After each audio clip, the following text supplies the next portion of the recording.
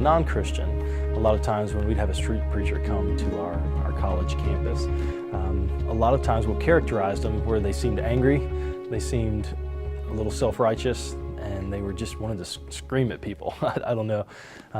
Not that all of them are like that, and I think that's where we need to step back and say, the most important thing is the gospel being proclaimed, and is it being proclaimed rightly?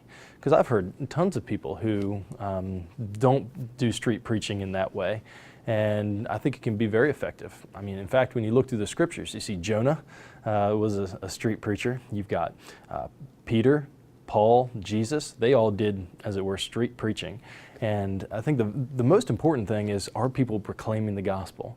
In our day and age, people want to kind of live their life in such a way that they're smiling at people and being nice and opening doors and, letting little old ladies across the street, and we think, oh, they'll know I'm a Christian. But how will they know unless we open our mouths? So when you look through the scriptures, we're supposed to proclaim the gospel. And I think there's tons of different ways that God can use people to do that, and some are street preachers. I personally have never done street preaching. I've done a little bit of open air preaching, just in like a field or something like that with some people. I've never done street preaching, but I've been around people that have done it, and I think it can be a useful thing. It just depends, are they being faithful with the message? So one method, I'm not sure if there's some methods that are better than others. I think it just depends on the person and how they're wired.